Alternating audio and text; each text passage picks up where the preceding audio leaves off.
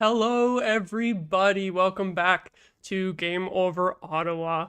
Maude here today for a bit of a solo stream as we are celebrating the Sens home opener, and it was a pretty awesome game, so I'm excited to talk about this one here today. And if you've seen this show before, you know what a Sens win means at the beginning. That means this. The Philadelphia Flyers have been sensed. Yes, we still have the little jingle.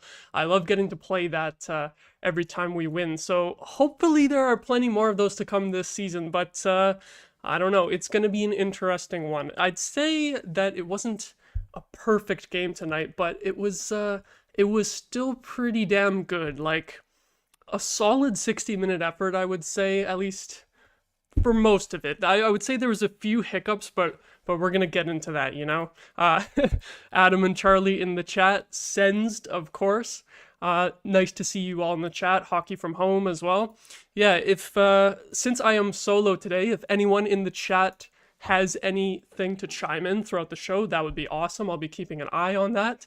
And we will still try to do the sort of Q&A segment towards the end of the show. That's kind of the new format we're testing out a little bit. So I will see how that goes if anyone has any questions for me tonight in the chat. But from there, I think I'm going to get into a bit of game analysis right away.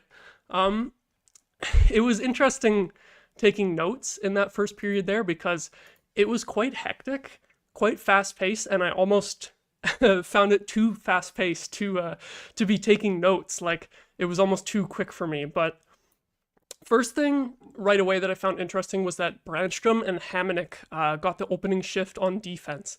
After they had sort of a questionable game against Carolina, not very much ice time. I believe it was 10 minutes for Brandstrom. So DJ showing a little bit of trust in that pairing here tonight. Either that or trying to showcase Eric Brandstrom a little bit, maybe for a trade. Who knows? But they got a little bit more ice time here tonight. Decent performance from that pairing, I would say. They were both even. I'm trying to remember if either of them took any penalties because there was so many penalties in this game, and oh my god. Now on the NHL box score as well, I have to like filter the penalties by period. I can't even see them all on the screen at once, but there were so many penalties in this game that they probably wouldn't all fit on my screen at once anyway. But pretty solid performance from that pairing, I thought, tonight, which was interesting, as I said, because they didn't get too much ice time against Carolina. I guess it's against a softer opponent here today, of course, so a little bit easier from them. But I liked DJ throwing them out there right at the beginning and giving them a bit of confidence right off the bat. And I was also impressed with Ridley Gregg tonight throughout pretty much the whole game, but also in the first period specifically. He was throwing some big hits in that shift leading up to the first Chychrun goal. He had two huge hits, and the second one kind of created the turnover to McEwen, who picked it up, made a great pass to Chychrun. I was glad to see McEwen get that assist too. Limited ice time for him tonight too. It was like 6 minutes or 7 minutes or something, 6:45. But nice to see him get on the board with a point pretty quickly there. Not a guy that you expect to get a lot of points from, but it's a good start for him, especially because he's a guy who didn't exactly have the best preseason. And a lot of people were kind of wondering why he got a 3-year contract so quickly. But decent tonight. He sets up Chychrun. That was an absolutely beautiful shot. We know that this guy can shoot the puck, just absolutely rip it, and that was an awesome shot. Got the crowd going right away. I think that was the first shot on goal that went in. So awesome to get the crowd into it immediately. From there, you know, I was talking about the Brandstrom and Hamonic pairing. I did note that Brandstrom had a little bit of a rough turnover after that assist. Forsberg had to bail him out with a good save, which was one of the few saves that Forsberg actually had to make in the first two periods. He only had like 8 or 9 shots in the first two periods, which was ridiculous. So that's an interesting thing because I feel like there was some bad turnovers overall from the defense tonight. Kind of a lot of throwing it up the wall and it was getting picked off, or trying to find the center, and the Flyers were just anticipating that. They were pretty aggressive with their pinches and picking off our breakout passes, but it didn't turn out in to be that many shots on goal. So I feel like in the end it's hard to criticize the defense in a game like that when they did for the most part limit things. Like the Flyers weren't able to get too much going on the cycle. The only chances they had were off of those turnovers. So I guess that's the way they have to play as a lesser skilled team. Tortorella likes to coach his teams. Excuse me, goddamn.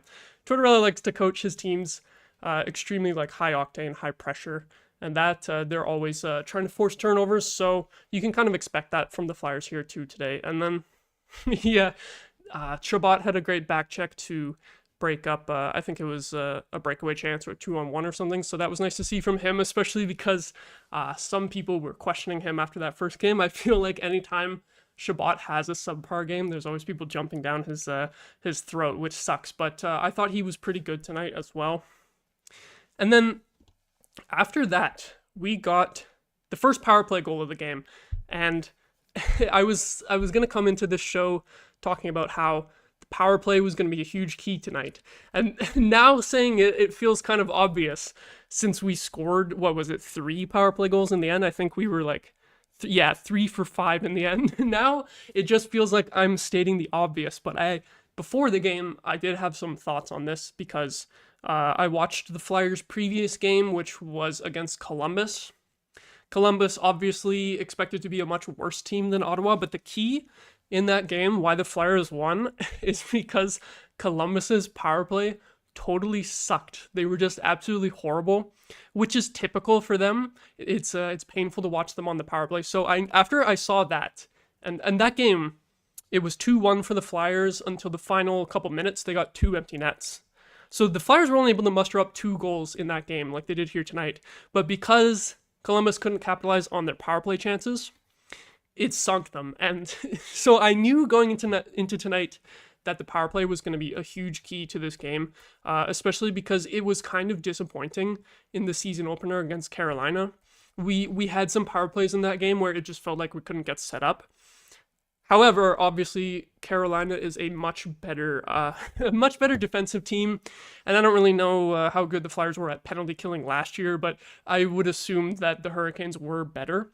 So luckily, the Sens were able to get the power play firing on all cylinders tonight. It was just awesome, and it happened right away with another snipe from Chychrun. I think that was on the first power play of the game. It was just an absolute ripper again. I can't believe how good of a shot Chychrun has. Usually, we don't see this from too many defensemen, just being able to rip it like that all the time. Like, it feels like he's a goal threat anytime he gets it from the point. And that's kind of an element this team hasn't really had on the back end in recent years, because Sanderson did have the absolute snipe later in the game, obviously, but like last year he was 3 goals or 4 goals. He doesn't have like a completely lethal shot like Chychrun does, and Chabot as well. He can shoot it, but he doesn't get too many power play goals normally. So I'm really liking Chychrun on the power play, being able to absolutely just rip it. I would kind of be interested to see if maybe he gets moved up onto the first power play unit at some point, although the second unit was really clicking here tonight. So maybe they should just keep it as it is for now. And it was also awesome when Chychrun got that second goal, because it was a bit of a badass hockey player moment, because he was kind of hit from behind into the boards. He smashed his face on the glass, and they showed a close-up of him on the bench. He had like a cut under his visor, I think, from hitting the glass, but bleeding isn't going to stop him. He goes out there and just absolutely rips one past Carter Hart anyway. So that was a moment that I enjoyed. Just kind of the Neanderthal in me, just seeing like, oh, he's bleeding, but he's all good. Like he's getting beat up out there, but he was still a beast, and managed to have a huge impact on this game. He was unfazed by that hit. Also want to note on that goal, Vladimir Tarasenko with the awesome assist. He was a guy who was really quiet in the game against Carolina, so I was glad to see that that he was able to get on the board with a couple of assists here today, especially on that Chychrun power play goal. It was a really great play from him, because he is a shooting threat.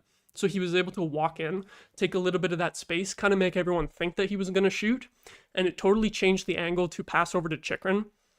and Chikrin was just able to rip it from there. So I really liked that. That was kind of a high IQ offensive play from Vladdy on that one.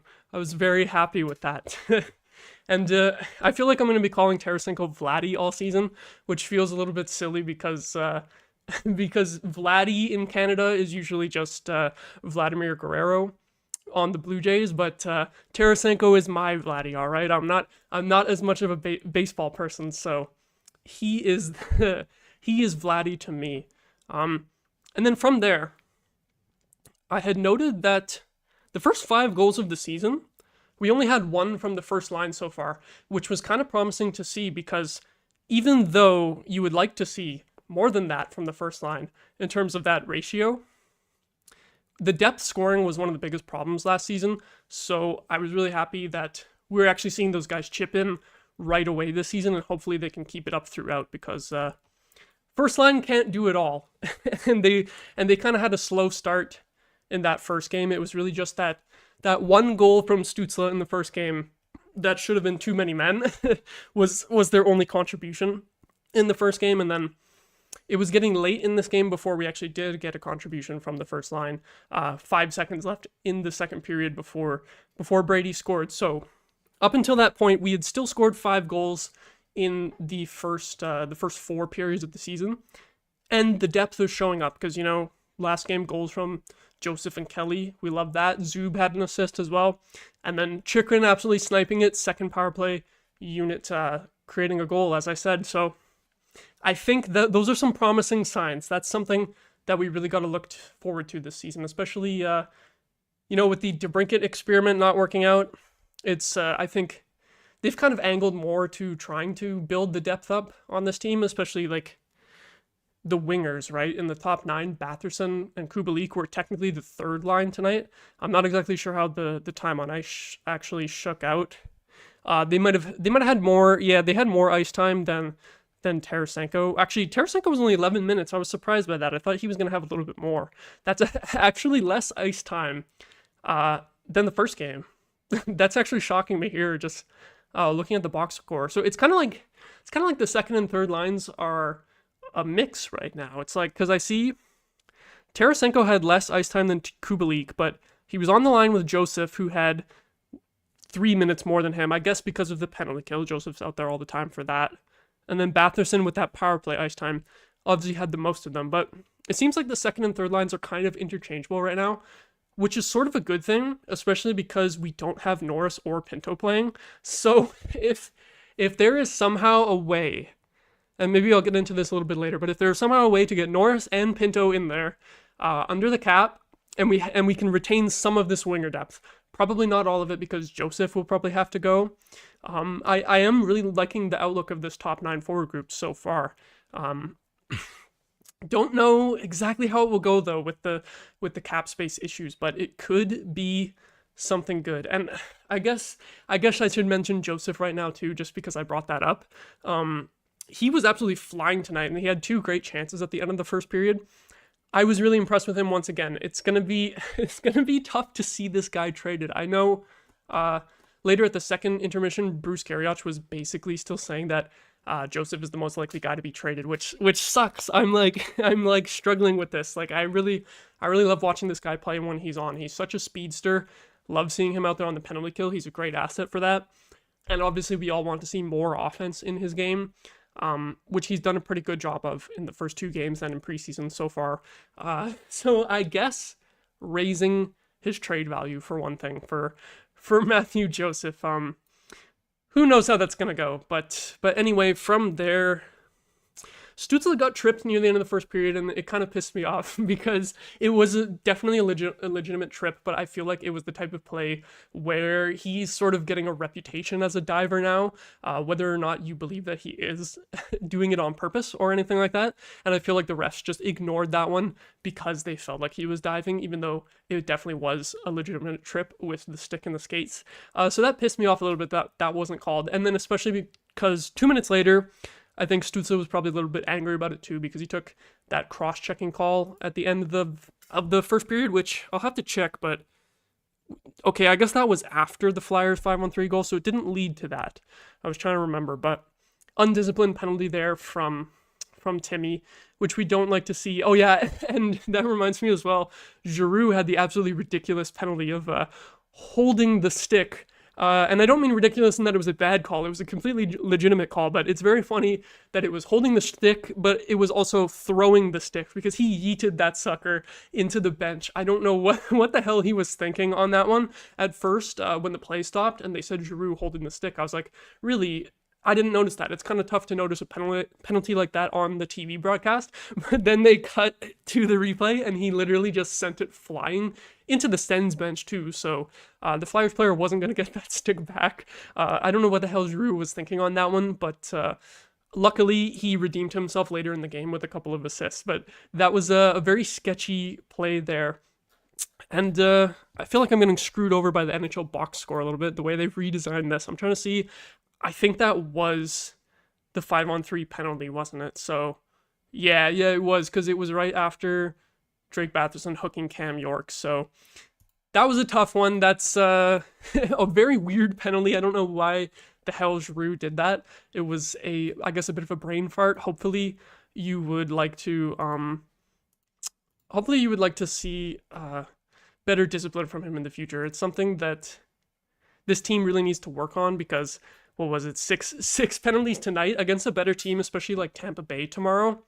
You're not going to have to you're going to have to be way more disciplined than that, because the Flyers, they get that 5-on-3 goal, but Tampa is going to absolutely burn you on the power play if you play like that tomorrow. So I would say that's the main thing that the Sens need to clean up from this performance here today, is the penalties, really. And yeah, I had written down, in the words of Michael Andlauer, no more stupid penalties at the first intermission there, is what he said. So totally agreed with that. The Sens' new owner definitely making himself acquainted with the fans really quickly. I think people are growing to like him very fast, liking those TV appearances as well. It's funny actually wanting to hear your owner speak, wanting to see him in interviews compared to the past, where we didn't exactly it was a bit of the opposite, you know.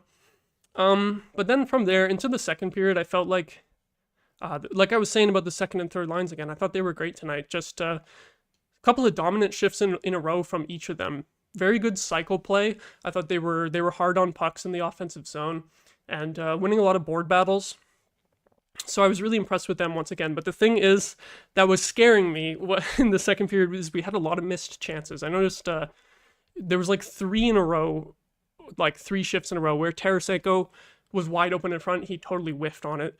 It went flying into the corner. That one was pretty ugly. And then Giroux had a great play where he cut in one-on-one on the defenseman. But Carter Hart made a great save. Kubalik as well had the mini 2-on-1 setup with Batherson. That one, I'll call it a missed chance, but it was a great defensive play from whoever the Flyers defenseman was. He got just enough on Kubalik's stick to break up that play. So lots of pressure from the Sens, which you love to see. It's sometimes I felt like last year we didn't get too much constant pressure at 5-on-5, unless it was on the power play. Really, that was really the only time that we were able to do that. So it's some encouraging signs, but again, it reminded me of last year a little bit, how we would have these stretches, kind of, especially early in games. I would notice early in games and early in the season, we would have a lot of first periods sort of where we would outshoot the opponent like crazy and only come away with like a 1-goal advantage or like a tie game. So it was looking like it would be a little bit of that again here today, especially when Cam York scored that second goal for the Flyers, made it 3-2. I was really worried that it was going to be a repeat of that Flyers game last year where they had like 11 shots and it was 5-4. Luckily, Forsberg was able to keep the Sens in it, unlike a certain other former Sens goalie in that game, who shall not be named. But from there, yeah, we had before that Cam York goal, we had the amazing Sanderson snipe on the power play. I'd love to see that. He was just awesome tonight. He ended up with a -1, which is surprising, but power play goal doesn't count as a plus, obviously. And he was awesome on the penalty kill as well, especially on that 5-on-3, I think it was, or I think it was on the 5-on-3, and later there was a 4-on-3 as well. He had some great plays where he just totally single-handedly broke up the cycle and got the puck down the ice. So he was probably, other than Chikrin with the 2 goals, Sanderson was the other MVP on the back end here today. After that York goal though, absolutely horrible shift. I think it was the Kachuk line in the defensive zone. It was looking ugly there. I was honestly expecting the Flyers to just tie it right away. We had a few plays on that shift where we were just like tossing the puck up the ice and not really making a proper pass or really using a proper breakout structure, and the Flyers picked it off like 3 times in a row. That really scared me, but luckily we were able to come away unscathed. I don't even actually remember if the Flyers did get a shot on goal during that. I think they missed a few times, so lucky there. And then 5 seconds left in the second period. Brady with that awesome snipe and Giroux with the amazing takeaway to set him up. Finally, these guys get going. Like I said earlier, I wasn't too impressed with them, the first line in the first game against Carolina, but we knew that they have the skill and that they would be able to get things going at some point here, because they really are going to lead this team as we go. So from there, I guess I did mention Bruce Garrioch talking a little bit in the second intermission about Joseph is maybe still the guy to be traded, but he also had some other details.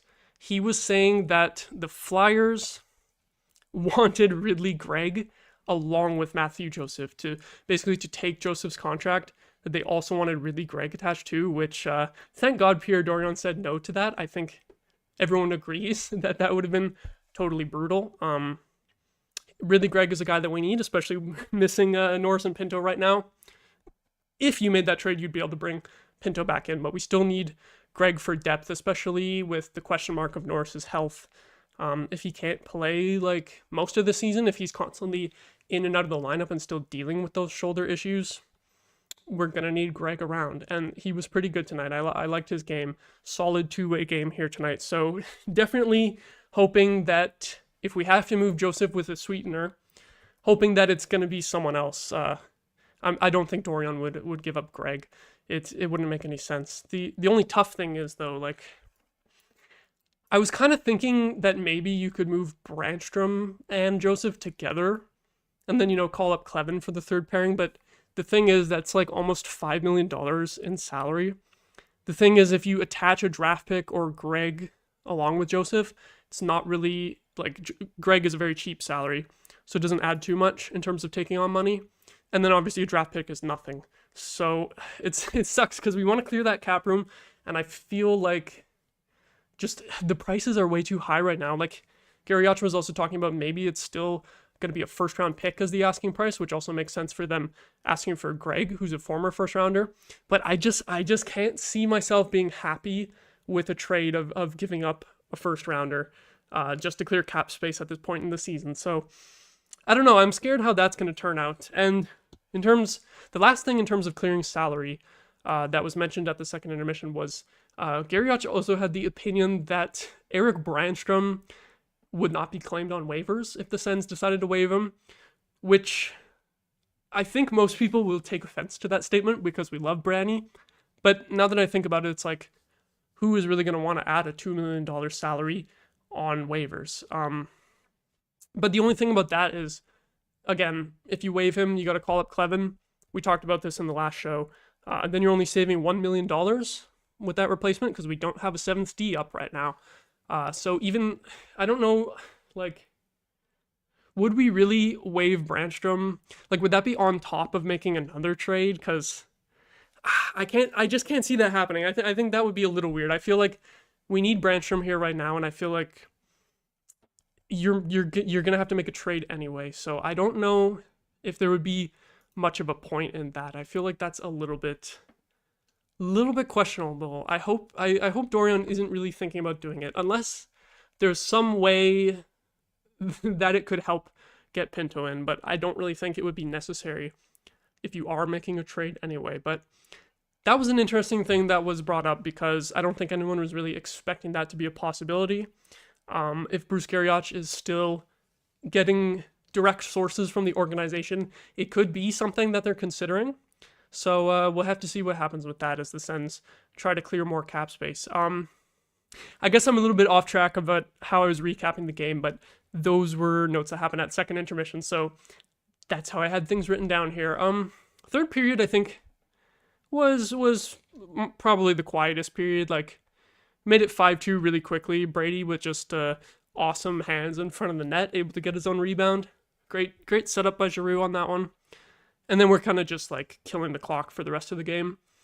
Some more penalties, which was frustrating. Like I said, team needs to clean that up. But from there, like, few defensive breakdowns at the end of the game. Forsberg had to flash the glove a few times, but we'd like to see that, you know, especially since it was, 2 goals on 9 shots at some point in the second period. It's like, you want to see a little more out of him. First goal on the 5-1-3 wasn't his fault. Second goal, it was a pretty nice shot, but that's kind of like, that goal was kind of like catching a goalie napping when he's not getting a lot of action. So it was, even though you don't want to see those defensive breakdowns, I'm glad that Forsberg got to make some more saves and kind of get into the swing of things in his first appearance of the year. But yeah, from there, we shut it down pretty well in the third period. I feel like even when the Sens have like a 2 or 3 goal lead, I'm always scared of things just going south. I feel like, especially with how high scoring the league is now, it can happen to any team. Just blown leads and, you know, multi-goal comebacks from the other side. So luckily we were able to stave that off here tonight. It was all good. So pretty awesome home opener. I am very happy with that one. You know, I was a little bit anxious last night, I have to say. I was having kind of trouble sleeping just because I was so excited for this game. I was like, it's kind of a make or break game, because if we had somehow blown this, we would be looking at a potential disaster of starting like 0-2 and maybe 0-3 tomorrow. But luckily we've avoided that. So I'm very happy with how all of this played out. It was a solid performance against kind of a bottom of the barrel team, but mostly dominant. So that's what you'd like to see. I think from there, I'll see what people are saying in the chat. Graham points out Shabbat still at 25 minutes ice time for the night. You know? Yeah, 4 minutes more than anyone else. I feel like the old habits die hard, and I feel like DJ is just going to keep doing this for a while. Chikrin, it's weird that Chikrin had 3 minutes less. I thought they would have been closer to being more even, but I probably would have liked to see Sanderson and Zub a little bit closer to Shabbat and Chikrin on the ice time, but especially because both pairings were able to provide some offense tonight. Hopefully Shabbat's minutes do go down a little more, and we see the first and second pairings be evened out more. However, I do think today, 25 minutes, you know, there was a lot of games where he was playing close to 30 minutes before, so it is technically an improvement, and that's probably much closer to what you want to see your top pairing doing than as opposed to what we were doing before. So Kelly in the chat also asking question, are the Sens good or are the Flyers just bad? I think it's a mix of both here today, where we saw the offensive potential from this team and even a bit of the defensive potential, in that we were able to limit the Flyers to a low number of shots, although I think part of that is the Flyers' lack of skill up front. It's just kind of a lot of young guys and some grinders and a couple veterans like Couturier. But it's like, it'll be really interesting to play Tampa tomorrow, I think, because you have the cup contender in Carolina who was able to outclass us, and then you have the bottom feeder in the Flyers who we were able to outclass, and then Tampa, I feel like right now is more our level, or at least the level we're trying to achieve, where you would expect them to be second or third in the division, and they were third last year, right? So we're kind of trying to catch up to them, you know, and get probably into the wild card spot behind them. So I think Sunday's game is going to be real interesting, where we can get a better look at this team of, it's a close opponent in terms of that's a team we're going to be chasing this year. But yeah, it was definitely a mix of the Flyers just kind of being a bad team today, but also the Sens showing their skill and being able to take advantage of the weaker opponents. So I was happy with that. I was happy that they were able to make this kind of a blowout score in the end and not let it get too close there, because it was getting a little scary when Cam York scored that goal. But luckily, it worked out all right. All right. And JB in the chat saying Chikrin should be the one to play on the right side. Let's utilize his shot a lot more. We got to have him hammering those one-timers for sure. As soon as I saw him rip that shot against Columbus at the Pride Night game last year, as soon as I saw that in person, I was like, yep, get this guy on one-timers all the time. So you're totally right. Even strength, power play, just keep him on that right side just so that he can constantly shoot the puck. I think that should be a recipe for success with Jacob Chikrin. Carl the Man saying, such a good game. Really enjoyed watching it as a neutral fan. Hey, well, thanks for tuning into the stream as a neutral fan too. Love to see that. Hopefully you're entertained here tonight. And obviously the game was very entertaining too. I think that was a very entertaining game for neutral fans because, again, you got to see the skill of the Sens, but it didn't get really to that blowout score until right near the end. Or like the start of the third period, right? So the Flyers were they were hanging around there the whole time and keeping it interesting. So from a neutral's perspective too, I do think it was a pretty good game overall. Excuse me. It is hard to talk for over 30 minutes. I feel like I'm losing my voice a little bit. So going to skim the chat a little bit more here before I wrap it up. Christine mentioning Tarasenko's ice time. That is rough. I feel like DJ probably wasn't impressed too much with Tarasenko's camp, and most fans weren't either, but he does pick up those 2 assists here today, which is encouraging. I'm sure he will always be on the power play, at least the second unit. If we ever see him taken off the power play, that's when you know it's really time to panic, because that's definitely where we need him. But yeah, I'd like to see more ice time for him at even strength too. Today, it might have also been because of the 6 penalties taken that he's not going to be out there on the penalty kill. So that's a tough one too. 12 minutes at least of penalty kill time with 6 penalties. So, I mean, they scored on 1, so a little bit less, but that's a good chunk of the game there where Tarasenko's not going to see the ice at all. So I think that was a bit of a factor tonight, but it does suck that he had even less ice time than the first game. I do agree. I'm a little worried about that, but I thought he was pretty good tonight, at least offensively. I thought he was a lot more engaged than he was against Carolina.